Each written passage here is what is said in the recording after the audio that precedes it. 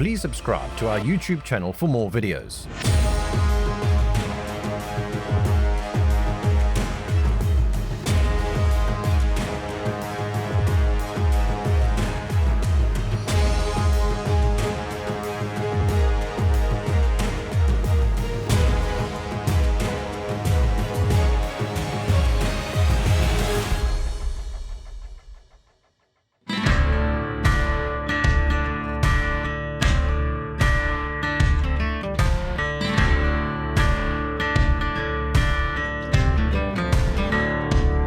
After packing up at Soebatsfontein Lodge, it was time to leave and travel through the Namakwa National Park towards Komaggas.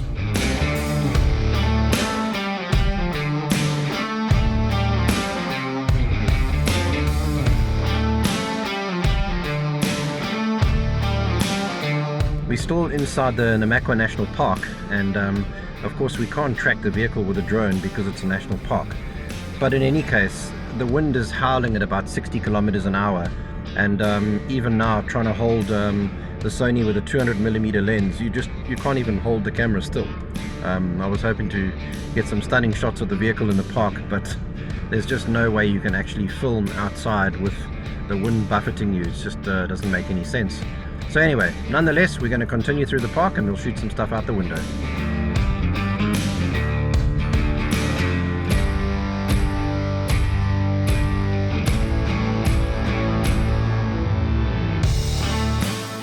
Just before Komaggas, there's a 4x4 track that veers off the main road that goes all the way along the mountainside and comes out in Komaggas.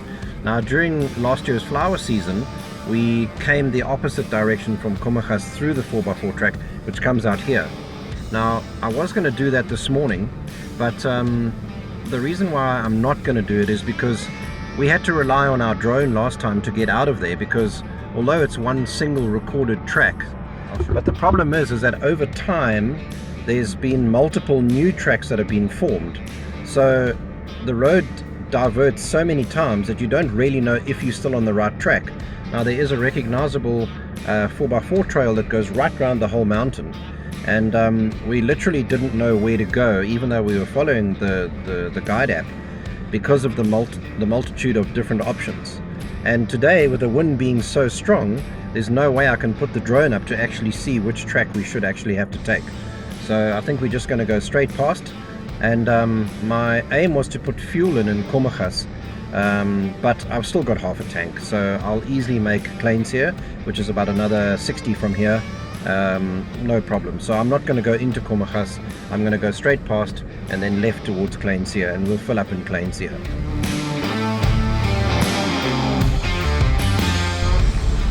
There's a huge, massive yellow Cape Cobra. We've just passed it.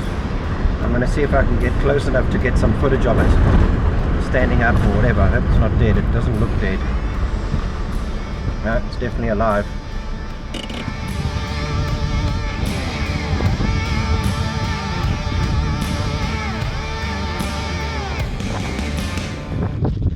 It's unfortunately injured. I can see the back part of its body is squashed, unfortunately. Shame. Not much we can do. I will definitely not want to pick that up, but it's sad to see that, unfortunately.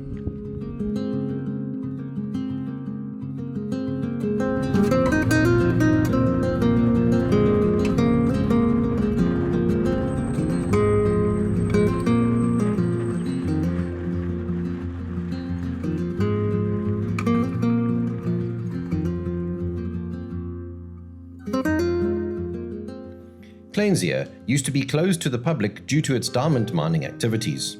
It's not your typical holiday destination, but there are a decent number of guest houses in the town, a shopping centre and a small hospital and golf course. As you exit the town heading north towards Port Nolloth, there is a fuel station. Kleinzee is on the shipwreck route and is primarily used by travellers passing through wanting to stock up on supplies and fuel.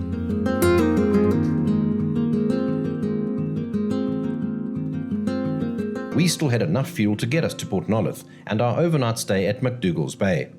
So we continued on the gravel road north for another 60 kilometers until reaching Port Nolloth.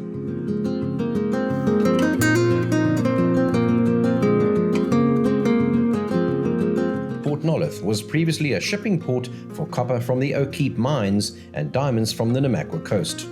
Its location was marked by Portuguese explorer Bartholomew Dias on his voyage around the Cape of Good Hope in 1487. It was the last land he sighted before a storm blew his ship off course and out to sea.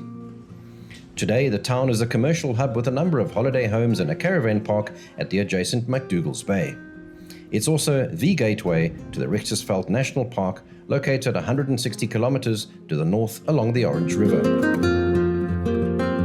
We're always finding YouTube people, and we're always finding Jimneys all over the show. Your paths cross, because generally you can only really do the same routes. But always nice to see another Jimny driver out there, someone who follows our channel.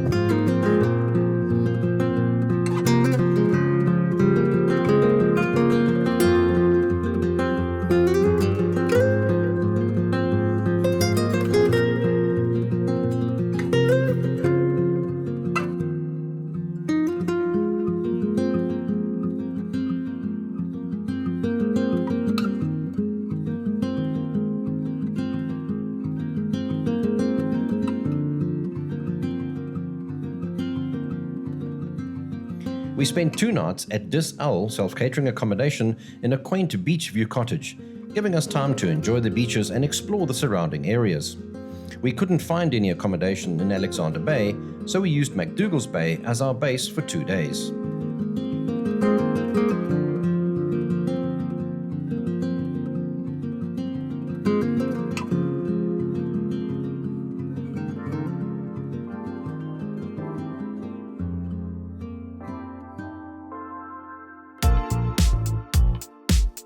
Good morning from the slightly overcast McDougalls Bay, just outside Port Nolloth. This morning is our final short little leg, which is going to take us up the tar all the way to Alexander Bay. Then there's a gravel road, and it's marked on Tracks4Africa as unmanned gate that can take us right down to the Gariep River Mouth. I don't know if we can access that road, but we're going to go and find out. And that will take us to the highest point on the west coast of South Africa that you can actually get to. Like in the first series, we were on the rocks at the Cape of Good Hope, which is the very first point that is the most west and the start of the west coast of South Africa. Today, we are finishing our journey at the river mouth, which is the highest point you can go on the west coast of South Africa before crossing the border into Aronyamont. So that's our goal. We're going to get a couple of supplies and then head up to Alexander Bay and hopefully go to the Gariep River Mouth.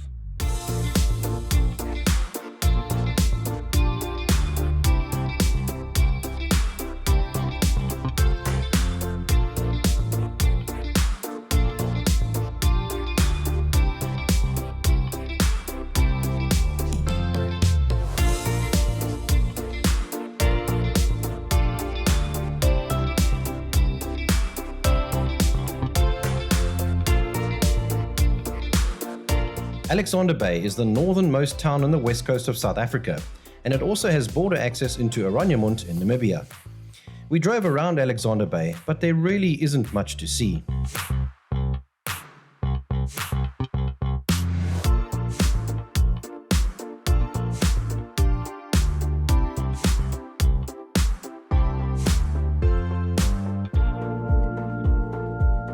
With the MR118 now being tarred in the last 5 years, one can access Rochepenard and Luderitz on all tar roads. In fact, it's the shortest distance on tarred roads from Springbok to Luderitz via Alexander Bay at 617 kilometers, as opposed to going on the N7 into Namibia, then on the B1 highway via Keetmanshoop at 755 kilometers.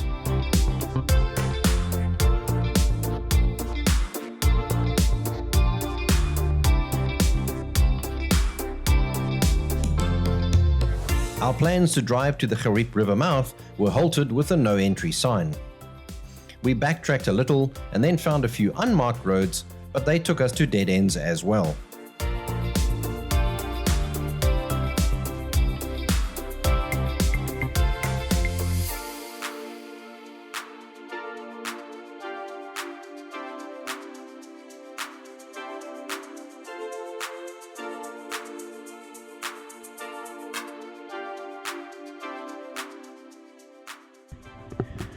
So we found another little road that actually has taken us directly to the Gariep River. And this is really as far as we can actually go. Because we can't proceed through the unmanned gate, we went the other direction, which took us straight to the Gariep River. And this is pretty much now the edge of the riverbed. We can't go any further. So this would really mark the highest point of the west coast of South Africa that you could ever travel to, would be the Gariep River, which is the border with South Africa and Namibia. So that's it for us. That's done. We're going to wrap up the series right now, and it's been absolutely amazing. Yeah, it's been a fantastic trip. Again, as I said before, we've gone into areas that we hadn't been into, and it's been very exciting and extremely interesting. And we just have to highlight again how incredibly diverse this country is, and the West Coast itself.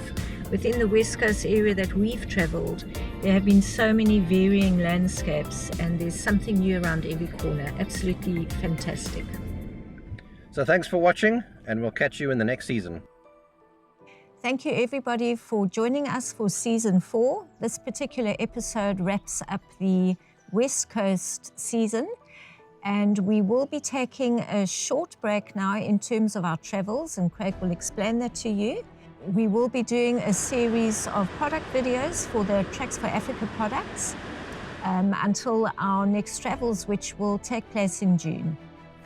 So yes, thanks everybody. We've got to time these series that we shoot according to the weather cycles. Now, our next exciting season 5 is going to be us traveling from Cape Town to the Kruger National Park, and including Kruger National Park and the panorama route. So we're moving right out of the Western Cape. And the route we're going to be taking should generally be done in the right season, because of course in the Western Cape we have a very wet winter and a very dry summer, whereas the rest of South Africa has a dry winter and a wet summer. So we've got to time the Cape to Kruger route very crucially, which is just after May, so that we don't encounter any snow or any rain in the Western Cape, because a lot of the route will travel through the Garden Route and then up through the Eastern Cape Highlands and through the Free State up to Kruger National Park. So we're going to be covering 3 routes in season 5. So we're going to do Cape to Kruger as an all-tar route, and that's for normal vehicles and sport bikes. We're going to be covering an easy gravel and tar route as well, which is for adventure bikers and SUVs and people with little experience on gravel.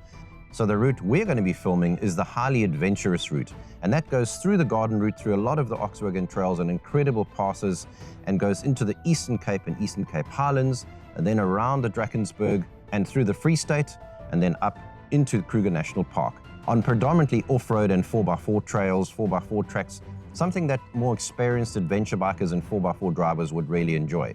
So we're going to start shooting season 5 in June, and our first episodes will come out in July. It's quite a while, but we have to time the seasons correctly with where we are traveling so that we don't travel in very wet weather.